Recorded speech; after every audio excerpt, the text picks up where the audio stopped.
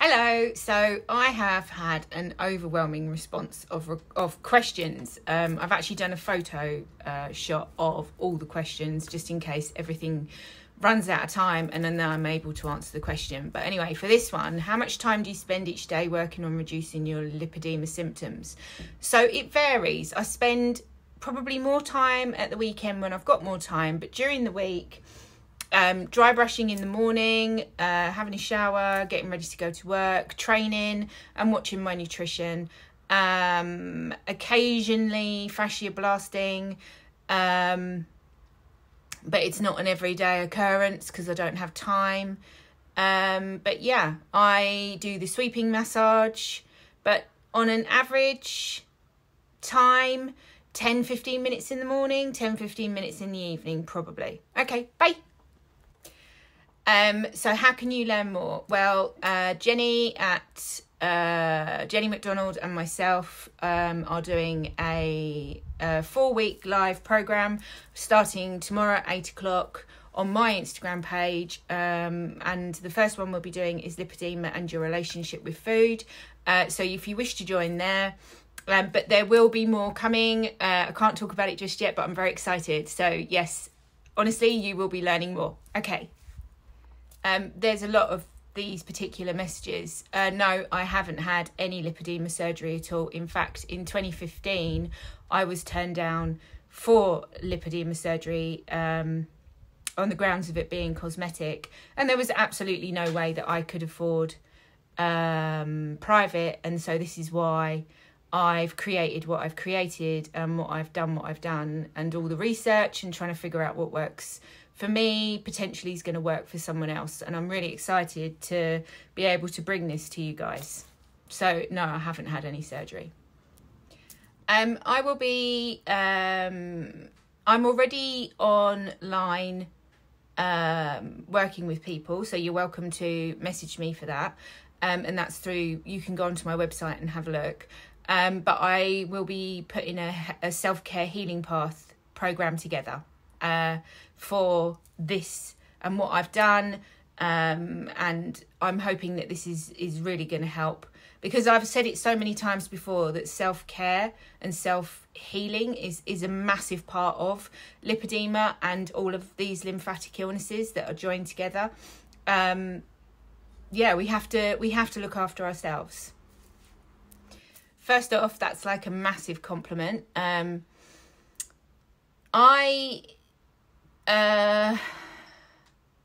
I've been consistent.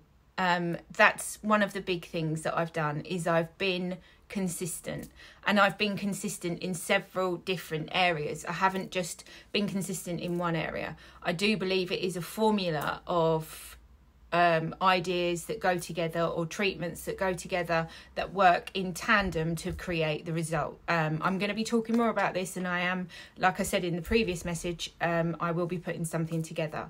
Okay, bye. So I'm more of a reflexologist than I am with massage. The idea of MLD is not painful, and the idea of reflexology and combination reflexology, there is no pain involved. And if you were to talk to my clients, they would explain that. There are areas that may potentially pinch because you are trying to help the body to set up its own healing path. But apart from that, no. But then it goes on every single person in your sensitivities. So I could say to you, no, it doesn't hurt, but then you could go and get a massage and it does hurt. So I think it's on the individual person. Hello, beautiful friend. I'm doing really well at the moment. It's really hot here in the UK. I have quite a few clients coming in, obviously, because with the heat, we have problems with swelling and excess fluid. So yeah, I've been busy. I hope you're doing okay, and obviously I'm sending so much love. Mwah.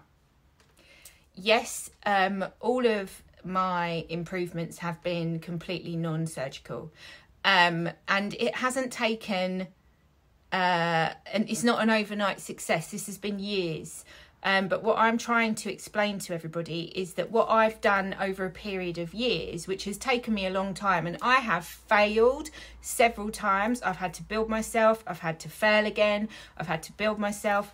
But what I've taken over like 18 years of changing myself and being able to control everything, I'm hoping that I can now give this to you in a very short period of time with consistency, that you will be able to get similar or results that are going to help you to move into your self-healing future, you know, your healthy future. That's what I want for everybody. I want everybody to have a healthy future.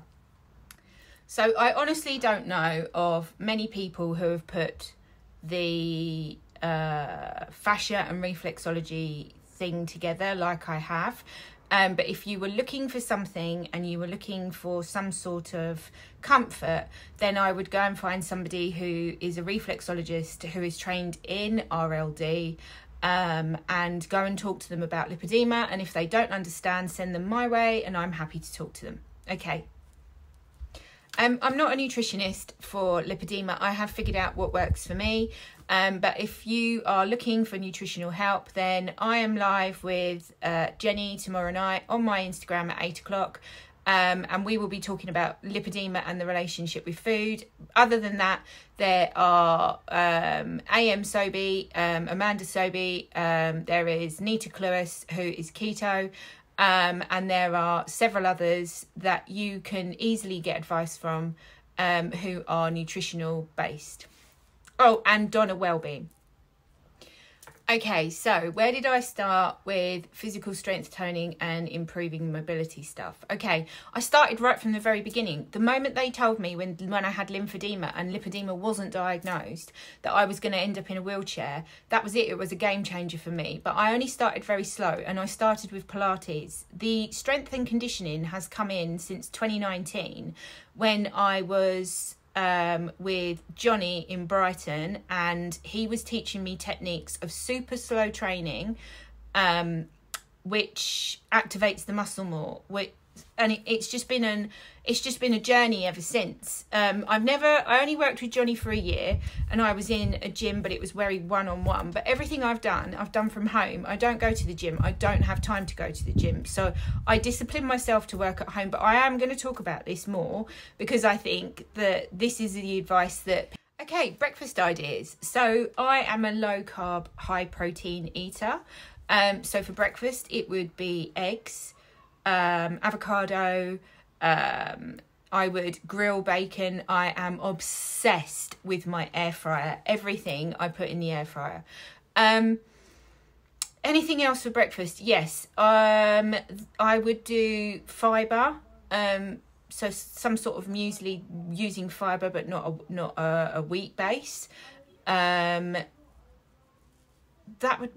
Generally that would be it. Or protein shake. So if I don't have time at all, a protein shake, that's an easy one for me. And lippy legs. So breakfast ideas for hunger and lippy legs. So what do you mean by lippy legs? Can you send me a message and then I can understand that a little bit more?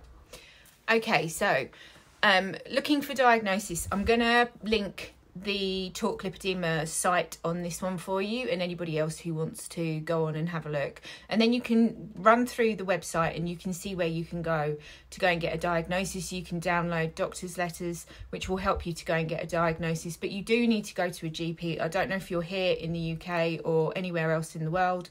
And then it depends what treatment you're after, whether you're after conservative treatment or you're after surgical treatment. If you're after conservative treatment and you're in the UK, then there's people like me around. But if they're, just send me a message and then I can look into it more for you. Like I said, I'll put the Talk Lipedema website below and then you can have a look. Okay, so everybody is individual in this question. If I lose weight, does it go from my legs too? It did for me, because clearly I wasn't all lipedema. There was natural fat there. The lipedema is what I'm dealing with now, but in a very minimal way. So everybody is individual. There is potential for you to lose. I see it in people all the time. But then there are where I feel that there are differences in lipedema where some women just don't lose off their legs. But I wouldn't not try, because there's probably potential that there is, you know, natural fat there that you could lose. And then that's going to help you with the lipedema itself and obviously building muscle. But like I said, this is all going to come from me. So yeah. Hello, my love. Yes, I am going to be doing some videos because, like I've said, if you've read or listened to the mission statements that I've put on, I want this to be more of a teaching channel. I want this to be more of a treatment channel. Yes, my journey is very important here, but it's also important to involve everybody else. So yes, I will be doing videos on self-care. This is like one of the hardest questions to answer. Where did you start? So my journey started back in 2005, and I have trialed every possible eating plan, diet, everything. What works for me is low carb, high protein, but that's not necessarily going to work for you. But I wouldn't say never. I would try. Lots of different clients who come in to see me, they have the treatment, but they have a different eating plan to me. They figure out what works for them. I'm happy to sit down and talk to people and discuss what I would say works for everybody. But one of the main things that I would say that works is anti-inflammatory. So whatever you're going to do, aim for anti-inflammatory. So the best tip that I could share is compression and dry brush. I started talking about dry brushes back in 2017, 2016. And if I go through my archives in my stories, I can actually see that I was talking about it then. I just don't think it was that recognised within our community. But a dry brush is massively the main thing that I will go to every single morning and every single evening. And it is something that I drum into my clients. So when they come in and have a treatment and they see the result, they want to keep the result, I'm like, you need to dry brush because you need to keep the lymph going. So yes, dry brush and compression. The two together work in tandem. When I started fascia blasting, it was in 2017. And I didn't really understand about it. But one of the big things that I did was get the book and read about it. And that was what taught me. Yes, I found it difficult in the beginning. It was a new thing for me. I didn't really understand what I was doing. When I started seeing results, I wasn't sure why that was happening, which is why I went into fascia and why I trained in fascia, so that I could understand more about what was happening in my body. And if I could understand what was going on in my body, I could understand what's going on in other people's bodies. And that is why I believe that fascia is one of the main issues that goes alongside lipedema, 100%. Okay, so I've had a lot of these questions about the difference between last year and this year. I set my intention that I wanted to change it, and I set an intention that I wasn't going to not get a result. And I have worked tirelessly, even on I've worked tirelessly on myself, but I've also been working within my clinic. And I've been looking at new ways of dealing with the illness and new treatment paths, all sorts of different things, all conservative treatment. The difference has come because it's been consistent movement, consistent in all areas. So as long as I've kept that consistency there, don't get me wrong, like you can have a day off, that's not a problem. But as long as you're consistent and you're keeping your focus, to improve the tone and appearance of your thighs, muscle, building the muscle is a huge part of this. And so that is part of the journey that takes quite a long time. But if you're consistent, you will start to see improvement. And then it is working on the tissue. So the fascia, working on the lymph itself, working through those interstitial tissues, moving the lymph and working with the fascia, breaking down the fascia. You've got to remember that the fascia is the thing that is holding the lipedema together and is creating volume. If you start cleaning the fascia, the volume is going to become less and less. And then the improvement of the skin can be down to the dry brushing, to the occasional fascia blasting, and then sweeping massage, and also I've been using a massage gun, which I'm going to go into more in a few days' time. Okay, bye. So fascia blasting brought me the shape of my body when I started doing that in 2017. I didn't know about any other ways of working with fascia, and then obviously I trained in Iceland here in the UK. So I would say both. And both you can do for, both you can do for yourself. You can buy the tools. There are lots of different aspects of using the tools. I always say do your research. Like, if you're going to go into doing something on yourself, do your research, and that way you can't really get it wrong. So the book is where I learned about fascia blasting with Ashley. And then obviously I went on to do courses in I went on to do a course in iStem, in fascia therapy, and then you can see how it all works, because you can combine the two and see how that works for your body. I think it just depends on your body. It depends where you are in the illness itself. So what stage you're at. If you feel like you can have one once a week and that's an okay thing, have one once a week. I have clients who come into me.